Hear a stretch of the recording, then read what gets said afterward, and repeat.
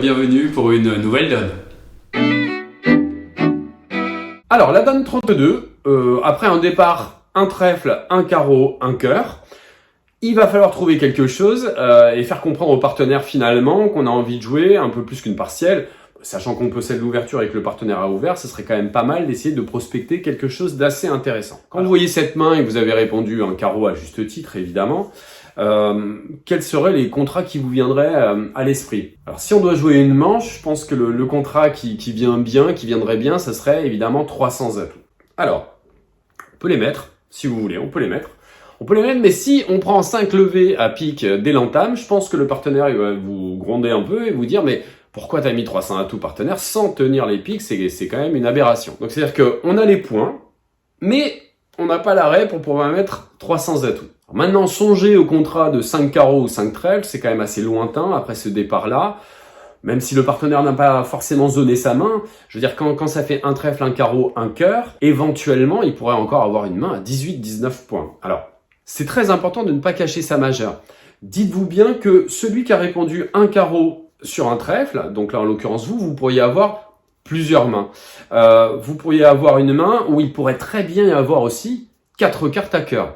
Alors c'est peut-être un peu étrange parce qu'on vous a toujours dit oui, mais bon, sur un trèfle, normalement, priorité majeure quatrième.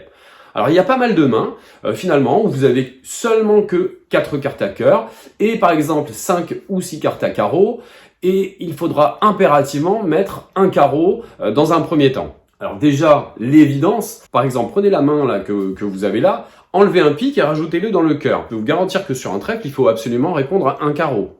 Et sûrement pas un cœur en priorité. Pourquoi? Parce que vous avez l'ouverture, et sachant que vous avez l'ouverture, la priorité, ce sera la couleur longue.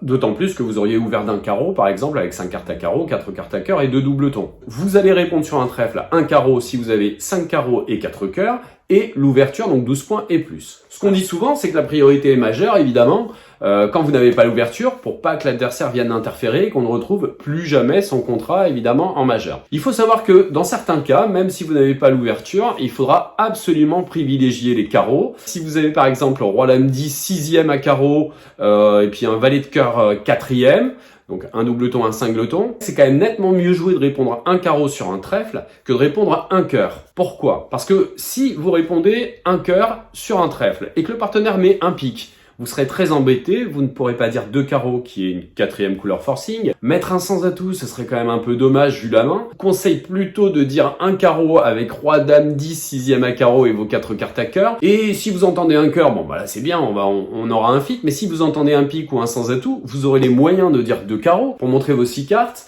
et faire une enchère absolument non forcing et jouer sûrement la meilleure des partielles. Revenons à notre donne. Alors, est-ce que vous avez une petite idée de ce qu'on pourrait faire avec cette main-là? Vous avez bien compris qu'on a tellement envie de jouer 300 atouts qu'on a envie de les mettre, mais qu'il faut pas le faire. Il faudrait peut-être savoir si le partenaire a un arrêt, par exemple, à pique. Alors, déjà pour commencer, on va utiliser ce qu'on appelle la 4e couleur forcing, absolument. Donc vous allez commencer par mettre un pique. Et lorsque vous allez mettre un pique, on va voir comment va réagir le partenaire. Alors si le partenaire tient les piques, vous allez voir que très souvent il mettra un sans atout. S'il a même 4 cartes à pique, parce que vous pourriez très bien avoir 4 piques naturels par rapport à ce que je vous ai expliqué précédemment, il va vous donner un soutien à pique. Alors si vous donne un soutien à pique, vous voyez bien que vous n'avez que 3 cartes, donc vous n'avez pas envie de jouer un fit à pique, mais ça sous-entend finalement il a 4 cartes, j'en ai 3, on en a 7.